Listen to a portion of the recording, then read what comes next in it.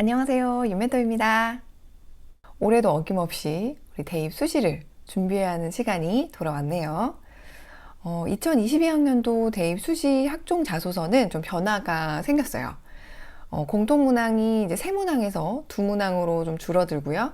그리고 글자 수도 공통문항 1번은 1500자 이내, 그리고 공통문항 2번은 800자 이내로 글을 써야 해요. 우리가 변경된 사항에 맞춰서 또 자소서를 한번 잘 써봐야겠죠?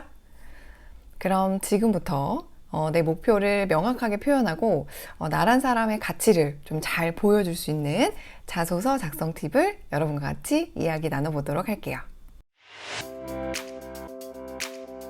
눈에 띄지 않는 자소서의 특징이 있어요. 제가 여러 가지 중에 한 4가지 정도로 한번 추려봤는데요. 첫 번째는 누구나 흔하게 말하는 내용을 이야기한다는 거예요. 예를 들면 영어 성적을 5등급에서 2등급까지 올렸다. 하루에 목표를 세우고 5시간씩 공부했다. 모의고사 성적이 많이 올라서 뿌듯함을 느꼈다. 여러 가지의 말들. 두 번째는 자신의 공부법, 느꼈던 일을 하나부터 10까지 나열해요. 그리고 세 번째는 어떤 것도 열심히 했다, 뭐뭐도 노력했다 라고 말을 많이 해요. 마지막으로 진심이 담겨져 있지 않은 글이에요. 제가 이 눈에 띄지 않는 자소서의 특징을 한 4가지 정도로 추려봤는데요. 어떻게 여러분도 공감하시나요? 반대로 또 눈에 띄는 자소서의 특징도 분명히 있겠죠. 그래서 지금부터는 질문에 맞춰서 중요 포인트를 이야기 한번 나눠보도록 할게요. 공통문항 1번 질문은 고등학교 재학 기간 중 자신의 진로와 관련해 어떤 노력을 해왔는지 본인에게 의미가 있는 학습 경험과 교내 활동을 중심으로 기술해 주시기 바랍니다입니다. 띄어쓰기 포함 1500자 이내로 작성을 하셔야 된다는 거 기억하시고요. 그럼 지금부터 중요 포인트를 제가 한 4가지 정도로 한번 추려보도록 하겠습니다. 첫 번째는 글 안에 스토리가 있어야 해요. 내가 선택한 학과에 왜 관심을 갖게 됐는지, 그리고 진로와 관련해서 어떤 걸 노력하면서 행복했던 순간 혹은 힘든 순간이 있었다면 그 계기가 되는 사례를 적어줘야 한다는 거예요. 두 번째는 위에 스토리에서 나왔던 내 사례가 나에게 어떤 깨달음을 줬는지에 대한 내용이 필요해요. 세 번째는 그래서 자소서 글만 읽어도 여러분의 이미지가 상상되고 여러분의 가치관과 비전이 보이도록 해야 해요. 마지막으로 무조건 결과가 좋았던 사례만을 쓸 필요는 없어요. 노력 중 실패했어도 실패를 통해 얻은 것을 좀 솔직하게 이야기해 주시면 좋거든요.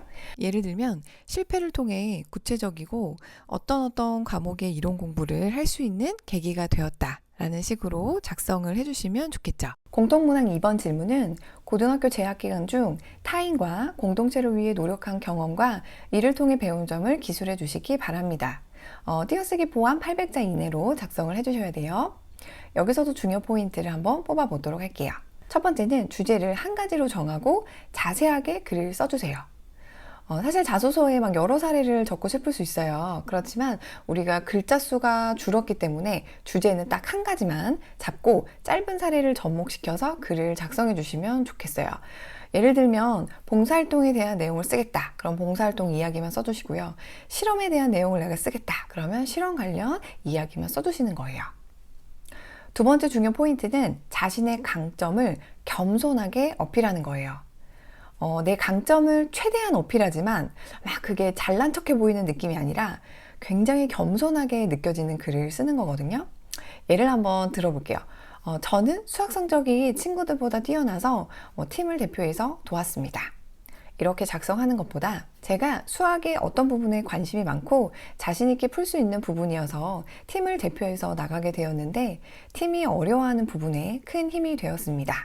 이런 식으로 작성을 해주시면 글의 느낌이 확실히 달라지거든요. 최대한 나는 내 강점을 어필하지만 글을 읽는 사람으로 하여금 이 친구 굉장히 겸손한데? 라는 느낌이 들게 글을 써주는 게 중요 포인트예요. 자율문항 3번 질문은 필요시 대학별로 지원 동기, 진로 계획 등의 자율문항 1개를 추가해 활용하시기 바랍니다입니다. 띄어쓰기 포함 800자 이내로 작성을 하셔야 되는데요. 사실 이거는 대학별로 활용하는 곳도 있고 활용하지 않는 곳도 있는데요. 자율문항 질문에서의 중요 포인트는 공통문항에서 다 말하지 못한 내 이야기를 더 추가해서 이야기한다라고 생각하시면서 글을 작성하시면 좋을 것 같아요. 마지막으로 자소서를 쓰려고 우리 준비하는 여러분에게 하고 싶은 말은요.